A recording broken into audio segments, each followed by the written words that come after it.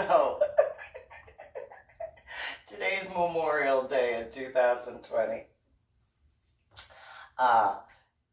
Thanks for tuning in to my official YouTube channel, Reverend MeeLing, for the ornery PSA. That's what I created. You can go to my website, susanmeeling.com, and see all the articles of my journal blog that I have done, including so I have to say, I did not know that writing as I had could have been considered, which I still do, of course, just in a different way, still the same. I didn't know that that was considered campaigning.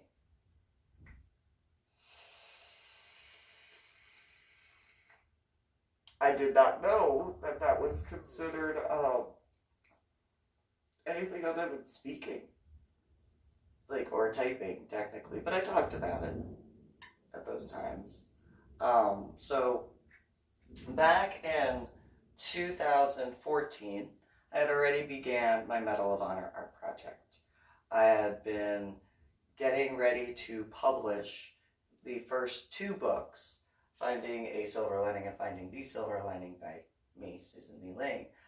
I've been known by several names, including Lady Dori, Belle, mainly in the BDSM, LGBTQP, and swinger communities for that name. But I did have a Facebook page in reference to that as well. Nonetheless, never hid that, never hid who I am. Didn't hide what I was going through either, as far as what happened to my daughter and what I was doing as best as I could for my son in regards to the different things, not in lifestyle way that they were not involved with that, of course. However, in reference to the aspects, I knew that I wasn't the only person being a parent in the lifestyle. So it was one of those, like, maybe there was a way for the individuals who have children who could see certain things that they'd be able to keep their children safe as well, because there are parenting forums on FetLife, although I don't know if they're still there now. I haven't looked because I don't have to take care of things in that same way. Nonetheless, and that was well before 2014. That was 2008 through 2012, 2013. The only thing I did hide in a lot of ways was my personal emotions. I mean, you could probably sense my frustration and my annoyances, but as far as name calling and stuff like that, I didn't go into that because it was just one of those, I knew that that wasn't helpful at the time. My opinions in that regard were not needed in that sort of stuff. And so, despite the fact I could have gone on some tirades like I have recently. However, nonetheless, I didn't back then because it wasn't what was needed. Now I can because I'm not dealing with that in certain regards. However, back to the original aspect of this particular broadcast thing.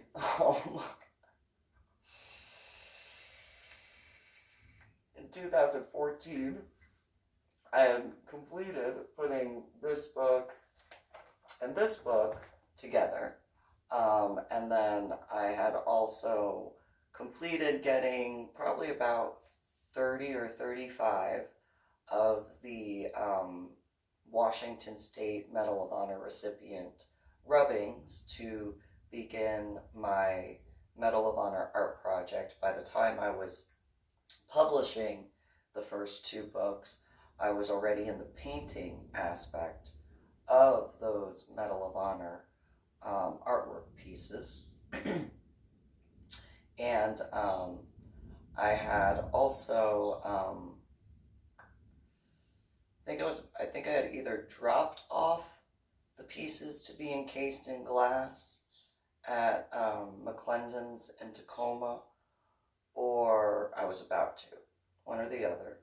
I was already also working on the children's book series.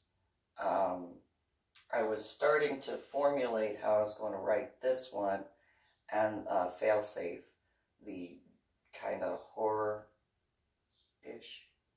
I wasn't told it was scary, so, you know, I'm just saying. I wasn't told it was scary.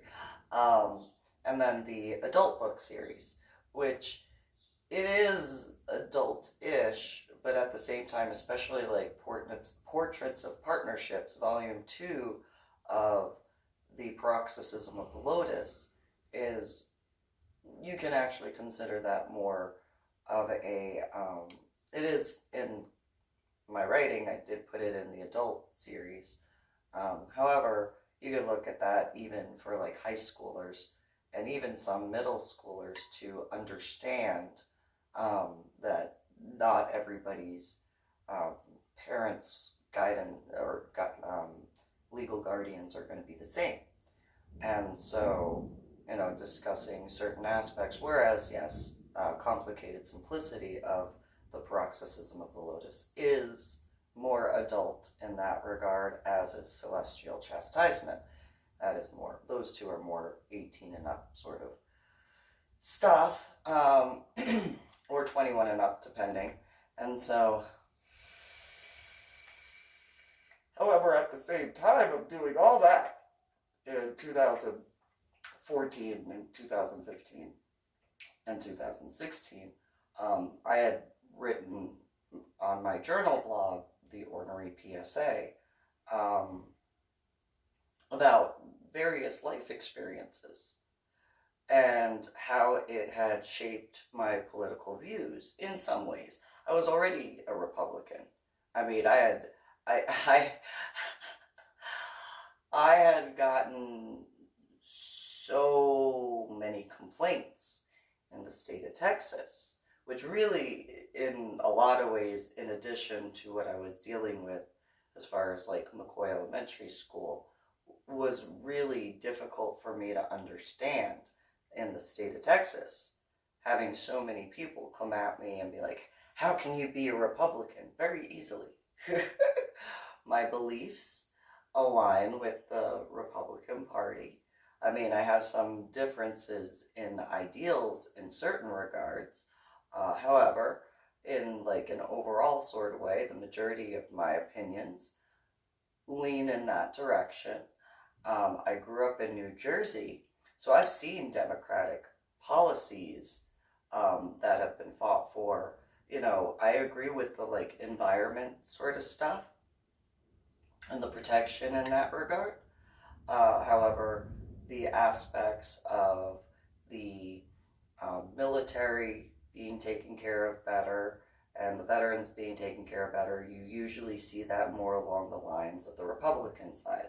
Less government involvement, that is a more of a Republican ideal, so on and so forth with that. And so when it comes to the Ornery PSA and the different things I was writing about, especially at those times, I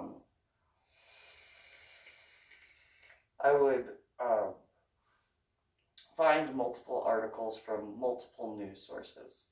That way, you know, people, if they only looked at one group, they could see that, yeah, no, even they do have certain similar understandings and beliefs. And then also giving multiple, in the regard of giving multiple sources of others' opinions for other people to continue looking even further. Giving that, so that way it was kind of like a stepping stone. So people could see in regards to why I believed as I did. Not just from my personal experiences, but from, you know, different news articles. So I had given links as far as CNN, and MSNBC and Fox News and Fox Business and so on and so forth, because it was just one of those you can see with your own eyes, and then you can go into your own research to develop your own opinion. And if you choose to agree with what I wrote, that's your choice. If you have differing opinions of that, that is your choice. You know, so on and so forth. I didn't think it was that big of a deal. I also didn't know that was considered campaigning when in the state of Texas, when discussing my Republican opinions and views. I had no idea that was considered campaigning at all. I had no idea whatsoever that that was considered that. When I was out doing my Medal of Honor art project, after who is now President of the United States of America, Donald J. Trump, was a Republican candidate and then became the nominee, I did not know that when discussing certain things, that meant it was considered campaigning. I had no idea that, like, whatsoever. It was not something that was, it technically wasn't even brought to my attention. Realistically, I just kind of realized it in like 2019, that's what it could be considered as. I had no idea. It was just one of those, well, I'm out and da-da-da-da.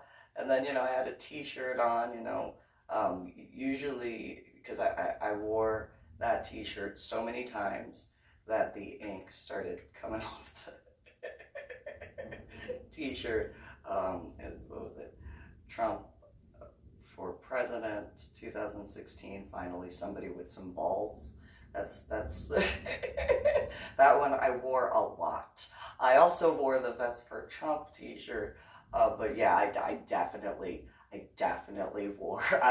I'd wash it and then rewear it because it was like, I like this t-shirt. I don't care. And you know, I did not realize I was considered campaigning at all. I have no idea how many individuals I spoke with saw that or anything of that sort. I have no idea how many people put my name in as far as if they donated to the Republican Party or President Trump's campaign. I had no idea that that was a thing until, like, looking back now in 2020, there was a guy that I spoke with, and he had said that when he had done some stuff as far as volunteering for the Democratic Party, that he had received paychecks for people's donations, like he got a percentage, and I was like, oh, that's cool.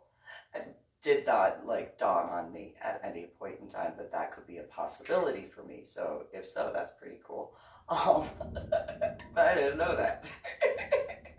It didn't click because I was not like looking at it at that time. As I had no idea that was a thing, like at all. I had no idea. I didn't even fully understand that aspect, to be honest with you, because it was just one of those, what do you mean?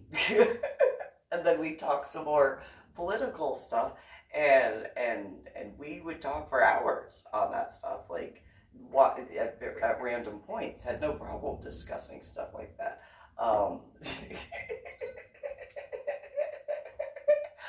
actually very much enjoyed discussing that stuff with him. It was a lot of fun.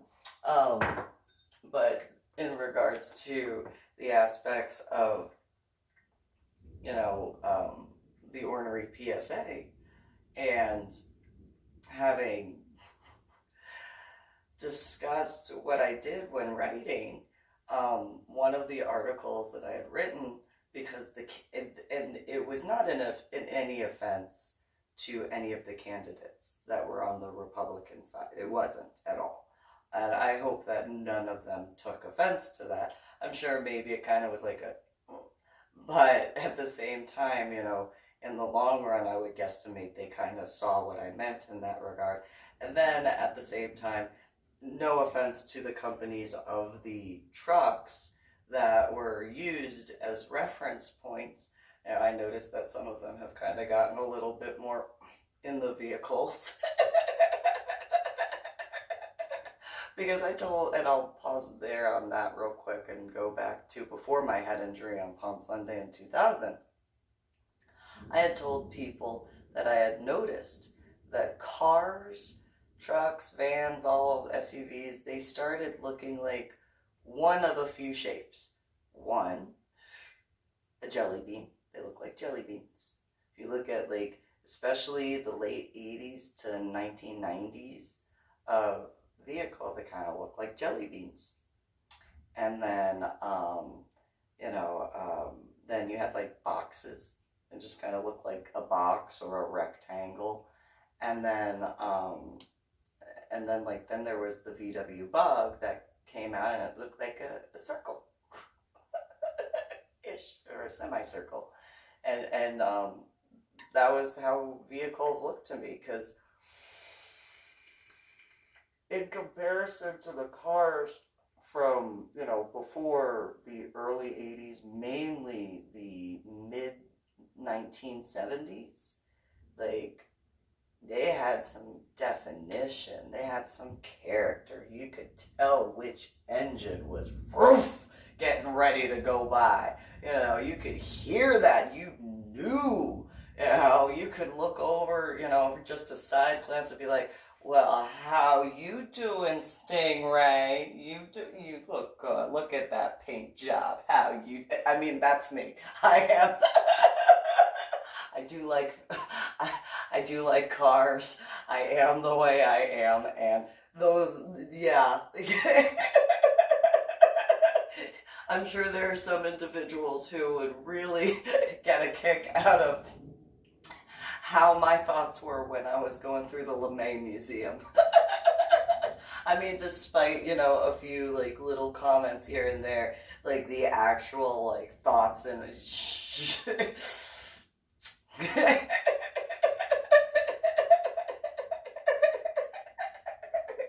You dual exhaust.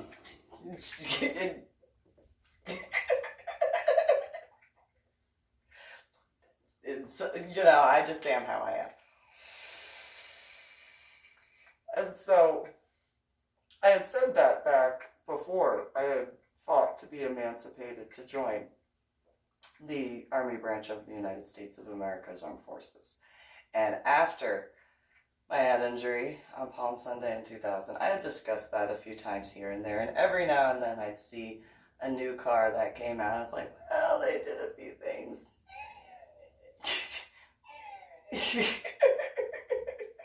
Still kind of looks like a jelly bean-ish. Still kind of looks like a box-ish.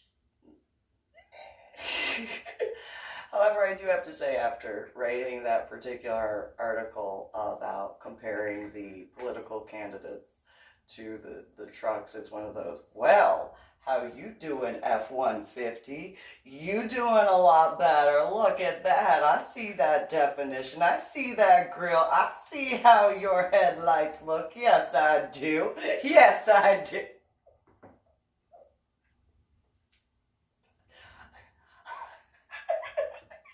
I can't be the only person who thinks like that. I just might be the only person who admits to that, or maybe the only female who admits to that. Nonetheless, I am how I am. Oh, okay, you want to lift that chassis, Dodge Ram, all right, I see that. I see how big your tires got. I can see that. How you doing? Oh, okay, Ford Ranger. I see you. Get a little bit of a divot right there. Get that. Yeah, how you doing? How you doing? I am how I am. I think the way I think. And so, it is what it is. And so, yes, I did write those articles. And then there was a point in time. So I've acknowledged I have issues with technology. The laptop I was using at the time when writing, I didn't have a external mouse. it was only the mouse pad on the laptop. And then I was typing some stuff up for the journal blog, the ornery PSA, and then my fingers twitched because I got zapped by the keyboard, and then something else happened, and then like a little window popped up, and it said, you know, members, and I was like, how do I, what? And, what? I don't understand. What did I do? And then from that point, I had been trying to figure out how to turn that off. Thank you, Zoic. I had to hire a company to figure out how to turn off the member thing. That's how bad I am with technology. I tried so many times. I couldn't figure it out. On top of being electrocuted in the state of Washington, there is that as well. There's no denying that at all. No. However, that was my mistake. You know, as far as like not being able to figure out how to do that, because I'm that bad with technology. I couldn't figure it out at all. I could not figure it out, and I tried though. I tried repeatedly, not just in Washington State, but even being in the state of Texas. And then I finally gave up and asked Zoic how to do it, and then they did it. And it probably didn't even take them very long. It was probably it was probably easy as them as it was for my twitchy hand when I got zapped. When, like, it was literally, I don't know, but yeah. So it wasn't to hide that. It was just because of my own issues. And not in regards to my own issues of, like, my headaches and migraines and stuff like that, but, like, because I couldn't figure it out. That's probably something with the cognitive aspect of my head injury on Palm Sunday in 2000. I just realized, though, that PSA are the first 3 letters of Palm Sunday.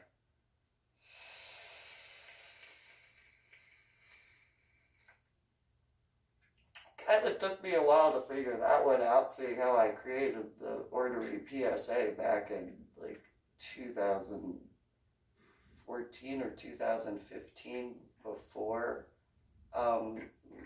who is now the current president of the United States of America announced he was going to run for the Republican nominee and then become president of the United States of America.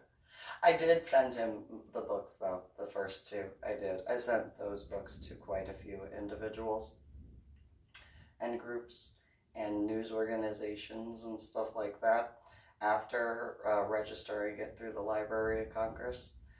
Again, figuring, you know, maybe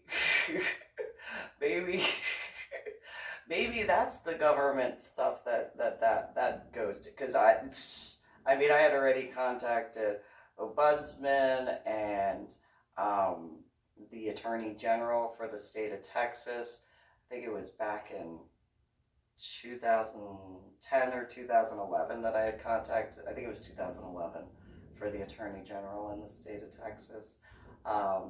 And just the amount of just different organizations and stuff like that trying to get the aspects of what occurred at McCoy Elementary School taken care of.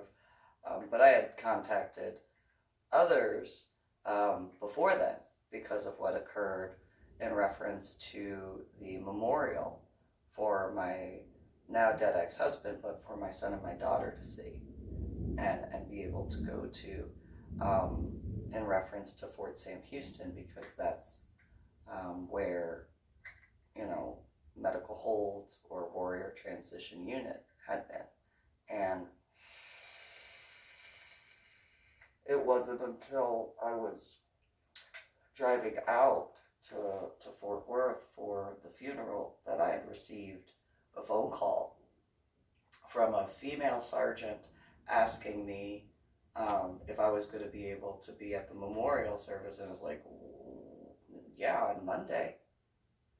And she was like, no, it was changed to, the day I was driving to Fort Worth to sign for the body. And I was like, who gave you that authorization? Because no. I set it up for Monday. I have to sign for the body in Fort Worth. Like, I'm already late for signing that because of the traffic. I thought I left early enough. Like, and I was outside of Osteen, not closer towards San Antonio, but closer towards Waco. I was not going to be there in 10 minutes. And I was told by that female sergeant, well, the chaplain's going to go on vacation, so that's why it was changed from Monday to Friday. No. That's not exact. What do you mean? What? There's no other chaplains available? Are you kidding me? But, it was one of those, that was essentially the catalyst in regards to the stuff going up the chain of command. It was realistically the aspects of why my now dead ex-husband was awarded the Bronze Star for conduct becoming of a soldier. Bronze Star means a lot more than conduct just becoming of a soldier.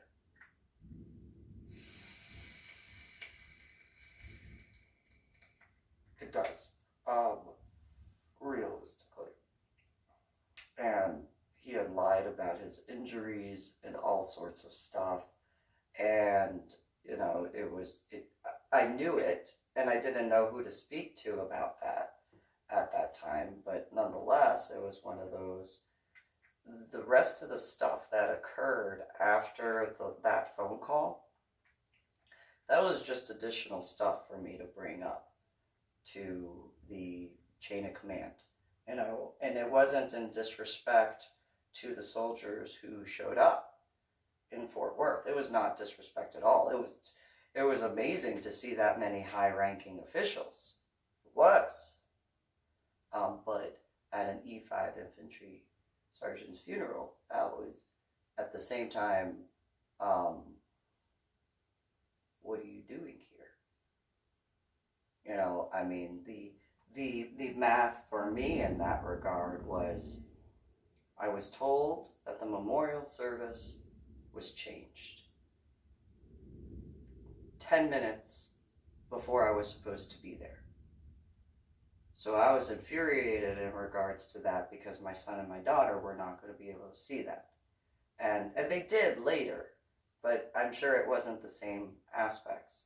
So there was that.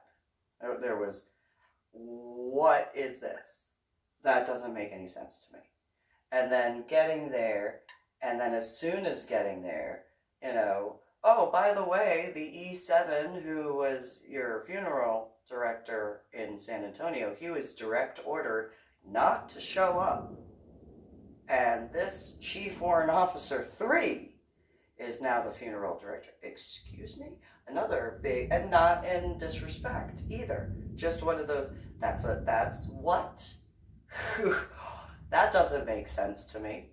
Like, you got a more important golf game to be at than this. Like, what is going on? And then as far as the stolen valor on the dress blues uniform, and so on and so forth as things went, it was just one of those, okay, 1 + 1 is 2. I can count that high. Thanks, Navy. I learned how to count to 10 after my head injury on Palm Sunday in 2000. Because I literally had to learn how to recount and stuff like that. Nonetheless, in 2000. That being said, it wasn't disrespectful to the different guys when going up. It was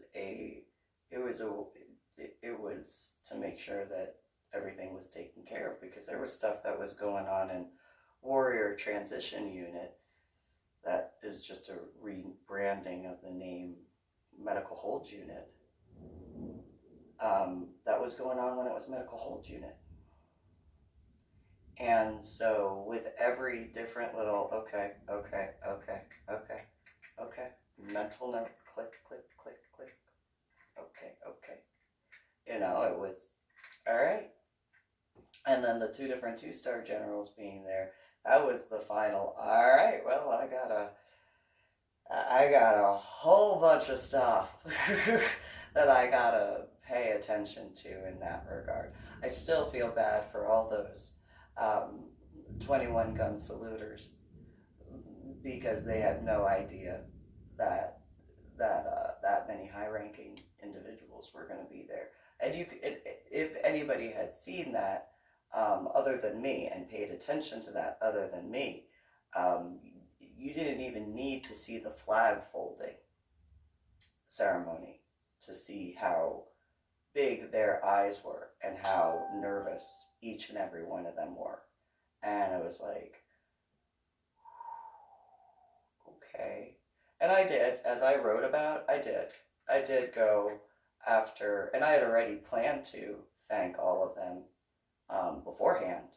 But then when the flag folding ceremony occurred and the fresh out of training was the one who did the tucking portion of the flag. Almost dropped it. Yeah, I was like, no, don't. Well, I better go speak with you on that. I'm gonna give you a heads up. Cause yeah, don't take it personally. Don't be upset. I know that you know certain things, but I'm gonna give you a warning, because you will be chewed out for that. Just take it up, take it on the chin, and you'll be okay. Just they could have, albeit, you know, you're supposed to be prepared in any situation. There's no denying that as far as military stuff is concerned. However, they could have been warned that there were going to be 2 different 2-star generals there and that many high-ranking brass up in there. I'm just, they could have, but so in that regard, back in 2008 was my first contact. I mean, granted, it wasn't until the latter portion of it, because of contacting the senator back then in 2008, but that wasn't until after I had gone all the way from the platoon sergeant all the way through the brigade command, all the way through to the JAG offices, the garrison command, and then EO, IG, and then the general of BAMC at the time, or SAMC now. And it wasn't until then that I had contacted the senator at the time in 2008. And so, as well as the White House, about that. And, you know, thankfully my children were able to go to the memorial service and be able to have that for that, you know, my son and my daughter were and then, you know, that sort of aspect, they were able to have that. I didn't really discuss that as much in that time frame with a lot of people, but I did, you know, in a lot of ways. And so with that, I didn't really think that that was considered campaigning either, because it was just making sure things were taken care of. I didn't know that that was considered campaigning when I discussed the aspects of why I did what I did and how each aspect. I mean, I did discuss some of that with scuba divers in Dallas in regards to a few times, not many, but a few times. And then even with McCoy Elementary School, having, discussed certain aspects in that regard. I did tell them about the death aspect of my children's biological father. And when the Fort Worth Zoo issues occurred, and then Principal Dawn Rink had brought up, well, she could do this, that, and it's like, you do not scare me the way I have, comparatively, no, comparatively, with what I've had to go through and deal with, you are not scary. Probably without makeup, but nonetheless, that's a personal opinion, that's a personal opinion, and I'm just going to leave that at that. Does your pillow look like a Picasso painting in the morning? Sort of thing. And so, nonetheless, in that regard, when in Washington State, after what had occurred, in regards to Cowboys Dance Hall, I had already been discussing all throughout the state of Texas, mainly in DFW, Austin, and San Antonio, the aspects of why I have more Republican ideals and consider myself as a Republican, despite how many people that I spoke with that, well, Democrat, well, do you understand the history in certain regards of your particular party? If you are going to, and even with my biological sister, do you understand that you are literally the epitome of the Democratic Party way back? Like, there are those in the Democratic Party who have had different views and have changed the way they do things, but you are going back to that mentality back then. You are doing what the individuals back then in the 40s and 30s were doing. There were Democrats back in that time frame that were actually fighting against the leaders of what they were saying back then. And then why is it that it flipped? Where the leaders that the Democrats, like the majority of the general population, were fighting against, yes, there were those who were involved with what they were involved with. However, you are now literally becoming what those leaders called for back then in this modern era. You are doing the different sort of stuff as far as, the race baiting. You are doing the different things of putting the labels on and having to do all that stuff in a negative way instead of learning from and moving forward. You are doing all these things in comparison to actually learning and growing and being better and expanding. And instead of staying with the ideals that, as far as the overall sort of view, you are choosing to become what was done back then instead. And so you think, especially when it comes to my biological sister, you think that just because I look as I do, that I'm supposed to automatically be a Democrat. No, I can think for myself. I thought for myself a long time ago, and you had an issue with it, and that's why I fought to be emancipated. And not like the whole entirety, but one of the reasons why I fought to be emancipated, because I knew that there were these certain things that needed to be taken care of. And yes, the biggest aspect was in regards to my dream mainly nightmare at that time, but it did get into a dream sort of thing where it was better. But like that sort of stuff is part of why Like, I fought so hard to be emancipated, and you are choosing to actually emulate what it is that, like, fine, you want to do that, you want to be that way, I'm still going to be me. And that particular Thanksgiving dinner was one of the last times I actually spoke with my biological sister. I think I only saw her one other time after that. She was so infuriated that I refused to vote not only Democrat, but to vote for then who became, and I knew he was going to become President Barack Obama. I knew it. I knew he was.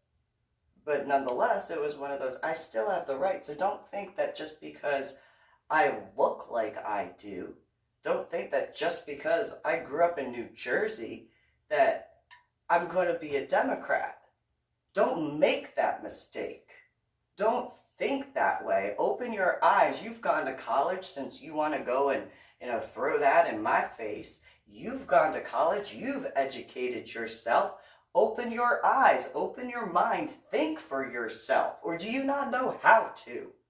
Because if you don't know how to, after throwing how much of a college background you have at me, I don't want to hear it. I don't want to listen to it. I'll talk with you. We can debate, but if you're going to, and she literally did try to come across the table. She literally did. She was on, holding on the table. It's like, we could go. We could go.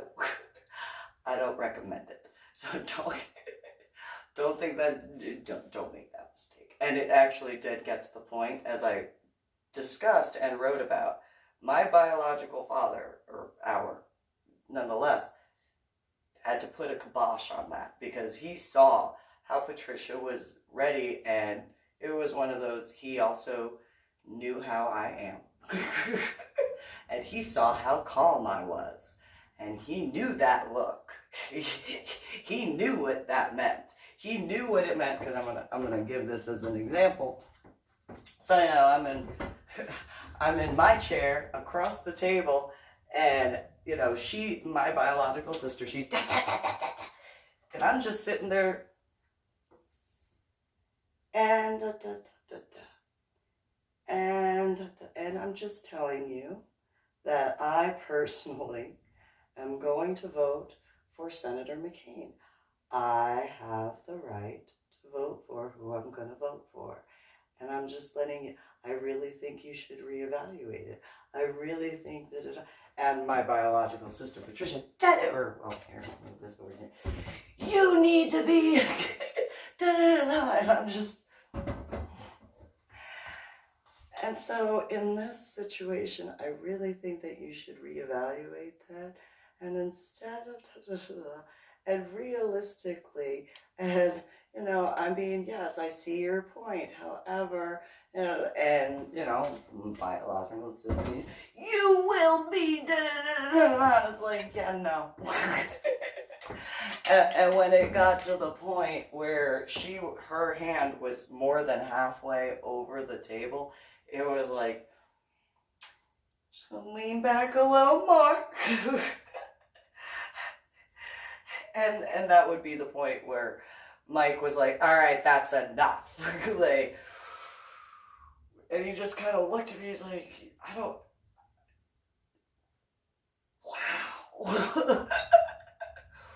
Ooh, is that what I looked like back then? I know that look. I know that look.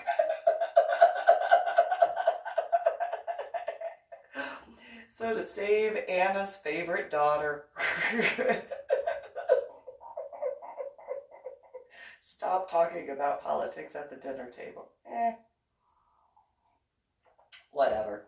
And so, but yeah, again, after that, I think I saw her one more time, and that was it.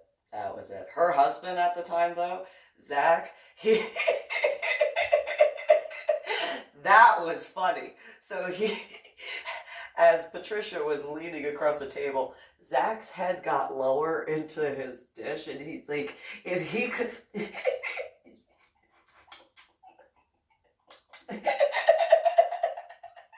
Like, yeah, I get it. If wifey's happy, lifey's happy. I get it. I get it. However, you know, I had brought up back then the aspects of the commander-in-chief needing to have some military background, in my opinion, if you are going to be, you know, in charge of the United States of America's armed forces. You know, you need to have that understanding of not just the verbiage, but also you cannot always read by their face. You cannot always read by their body posture. You cannot always read that as that goes. You have to be able to understand that when certain things are being explained, while you might have certain feelings and emotions, you gotta put that wall up and be like, okay, what's the most important part of these things? What is the decision that genuinely needs to be made? What research has been done? What this, what that, so on and so forth. And not saying that some of the candidates on the Republican side back for the 2016 election didn't have some of that. But I saw that who became and is President Trump, you know, had that. Yeah, you know, it military academy as a boarding school? You kidding me? Back in what year? Back in what year? I don't know. Like, it's not the exact same, because in certain ways, you know, nowadays it's much less that can occur to you in comparison to back when he was in a military academy. I'm just saying, comparatively, please. They still allowed hazing back then? And corporal punishment? Please! Please, yes, he has, yes. And so, but I didn't know that at the time. When he walked down the hallway before getting on the escalator, as it was shown and stuff like that. Like, I didn't know that. It was just literally one of those, that's the next president of the United States of America. Right there. And it was that simple even when it came to when it was the 2008 election. I still voted as I did. In 2008, I voted for Senator McCain and Governor Palin. And in 2012, I knew that it was still going to be President Barack Obama at that time, but I still voted for Mitt Romney and Paul Ryan in 2012. And I didn't care about who had whatever to say. It was just one of those, I have the right to my vote, my opinion, so on and so forth. You don't like it, I don't care.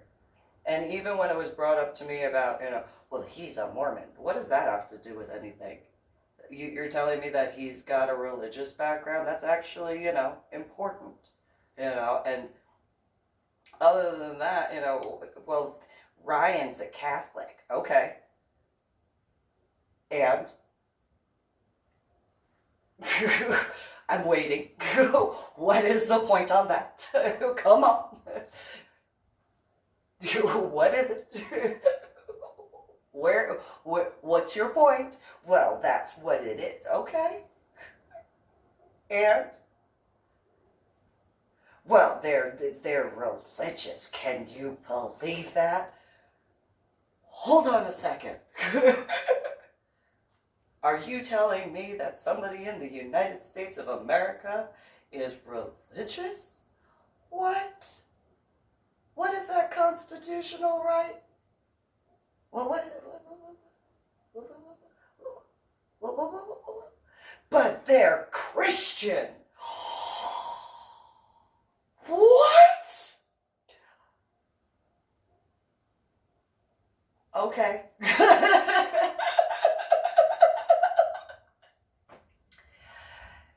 You know, and I said this to a few people that had brought that up. So,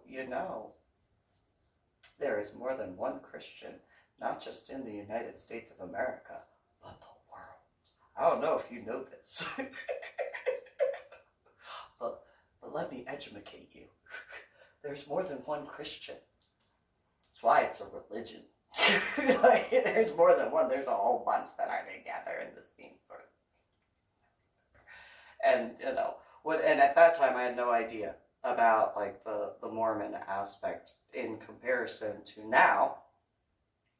And it was one of those. So both of them are Christian, which goes into the aspect of how I described religion and spirituality to you. What do you mean? You can take 20 Christians from the exact same church, it doesn't matter which one, and you will get 20 different opinions of how they view things, of their particular spiritual aspect of their religion. That's not the same as a Mormon and a Catholic. And it's like, I think so. They're both Christian based, right? Yes. Okay, so I think you literally just proved my point. Like, I think so. I think you did. Like, in full. Because, okay, so okay, let me broaden this for you. Let me give you a bigger picture. This was with one particular couple of people.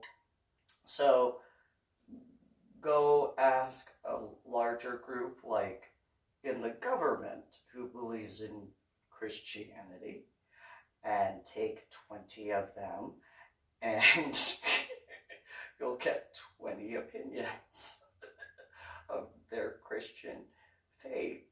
And so you have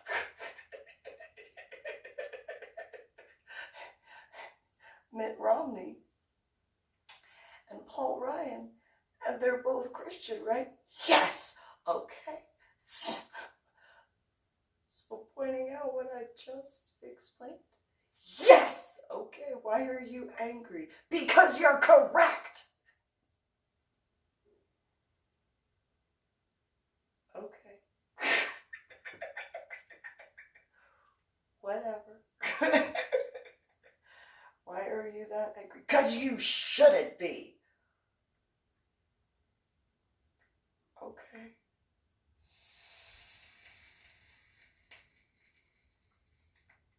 Whatever. So I had no idea that was considered campaigning either. I had no idea. No idea whatsoever that was considered campaigning. So by the time being in Washington State and all that sort of stuff, I had no idea that when it came to my journal blog, the Ornery PSA, I had no idea whatsoever that was considered, a form of campaigning. I had no idea when I would go where I did. And not just in regards to my Medal of Honor art project, but even where I had volunteered at the time, when discussing with different people. And then not just that guy that I had referred to earlier in this video, where we had discussed politics over and over again. Well, what do you think about this? Well, da, da, da, da, da. And this. Well, and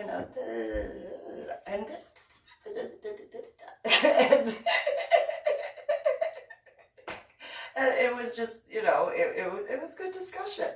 And then there were a few other times, I forget what it was.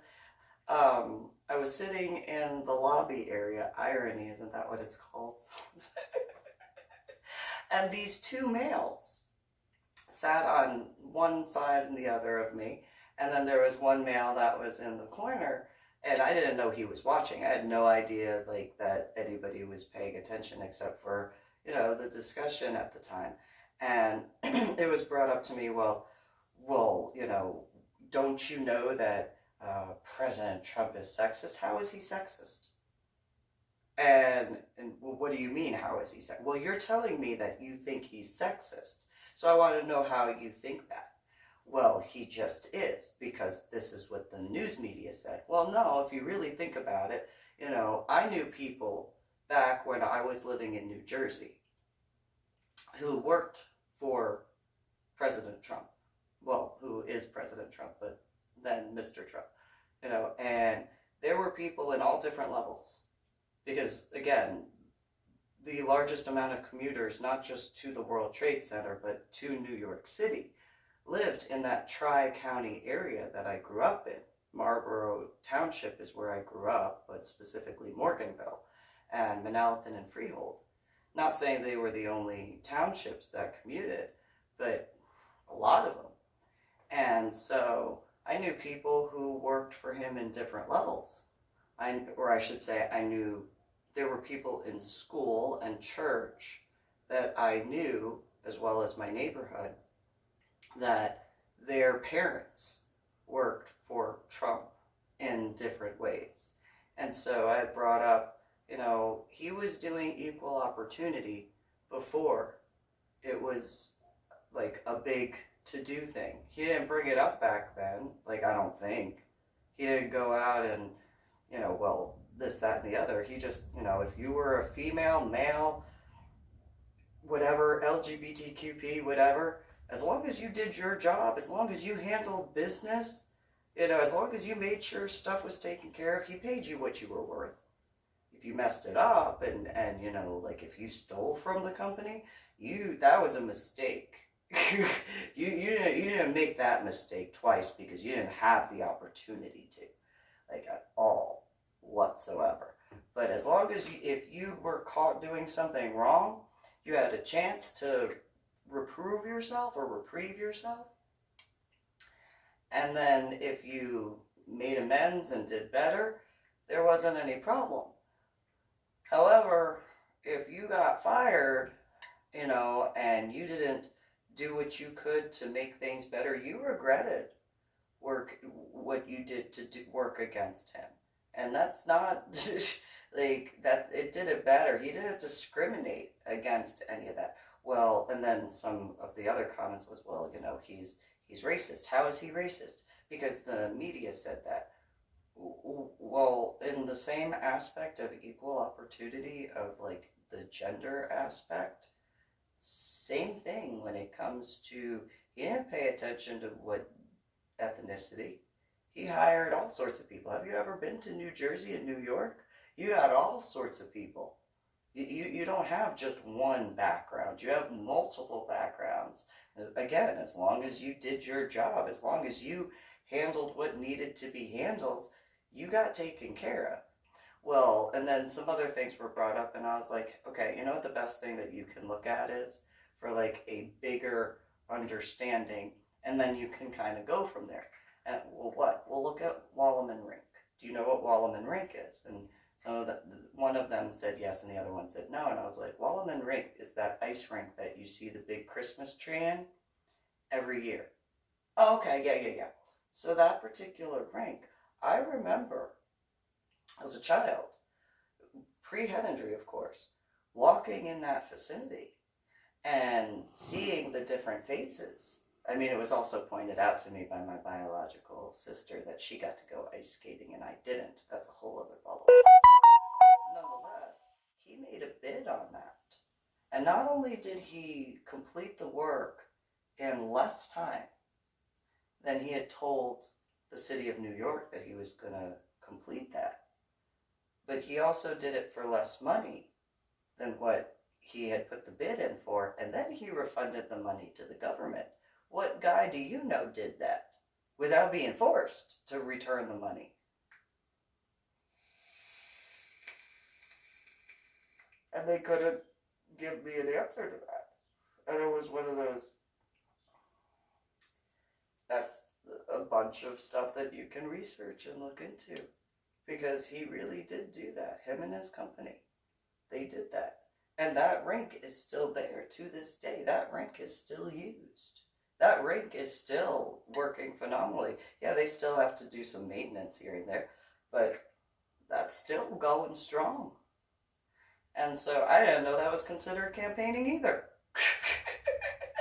At all. Had no idea. Had no idea that any of that was considered campaigning. So in turn, when going to Montana, I had no idea that was considered campaigning when I discussed why I was voting for for then candidate Trump. I didn't know that was considered campaigning. I was just talking. I didn't know it was considered campaigning when I was in Oregon. Same sort of thing, though not nearly as much as when I was in Montana. Same thing when I was in Idaho, and not so much in Utah or Nevada. Well, Nevada I did. I did speak with the guys at that particular one Medal of Honor recipients marker for a while. I think I spoke with them for several hours before completing the rubbing. Utah, I didn't speak with anyone there, but in Colorado, yeah, not so much in South Dakota or North Dakota or Minnesota when I was there before going back to Colorado. But yeah, I have no idea how many people I spoke with about that at all. I had no idea that was considered campaigning, though. Like, in the slightest. What I thought campaigning was, this is what I thought campaigning was. I thought campaigning meant you had a microphone in your hand or on a stand, and you went to a specific location that was specifically, dedicated to discuss politics stuff, and like all that sort of, like, everybody was there to discuss that. That's what I thought campaigning was. I had no idea any of the other stuff was considered campaigning at all, whatsoever. I had no idea. And that might make me sound stupid, but I had no idea that that's what was considered campaigning outside of that. I had no idea. I thought that all that sort of stuff was, if you did the campaigning thing, you went and, went to specific groups, and it was all, like, a set of that. Like, think of, like, the Trump rallies. That's what I considered as campaigning. Think of, like, when, at that time, Hitler, I call her that. I think that she very much can understand that, as well as people who work for her. I have a feeling, as far as, like, everything will be specifically done and tailored and so on and so forth.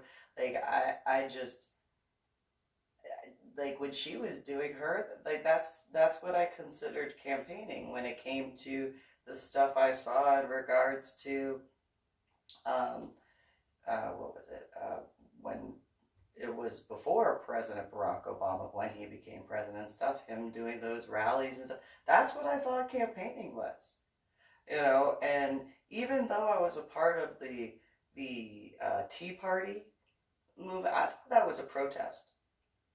That's what I thought. I didn't think that was considered campaigning. I thought that was a protest.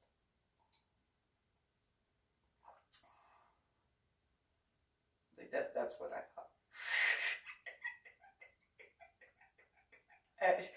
I could be wrong, but that's what I thought.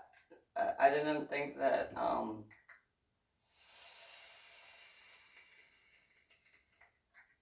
anything else. That's, call me whatever name you want to call me, but I really thought that was just protesting while also discussing things. I had no idea that was considered. I don't even know if that's considered campaigning either, realistically. So, when it came to who is now the President of the United States of America, I had no idea that was, like, any of that could have ever been considered as campaigning at all, whatsoever. I thought that was just talking with people. I thought that that's how that was. I didn't think that was anything else.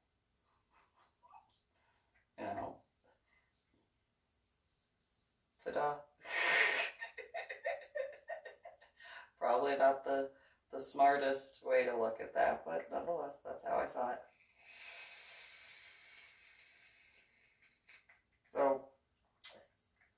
particular aspect, you know.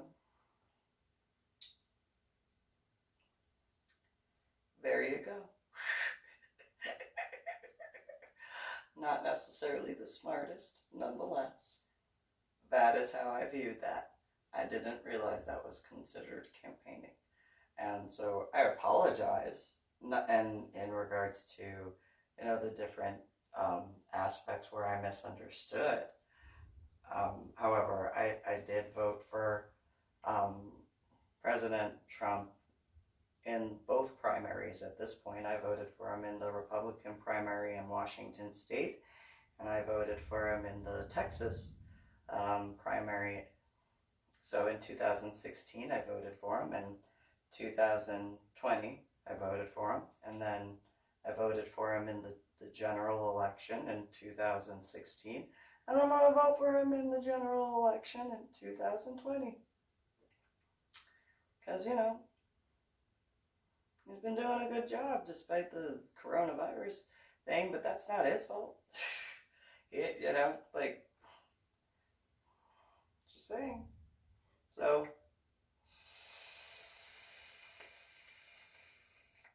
my opinion, though I don't think that if there were issues as far as my Medal of Honor, our project is concerned, in regards to all that stuff that happened, whether that began before I discussed voting for President Trump or after, it still was wrong for those individuals to cause problems in those different states and areas.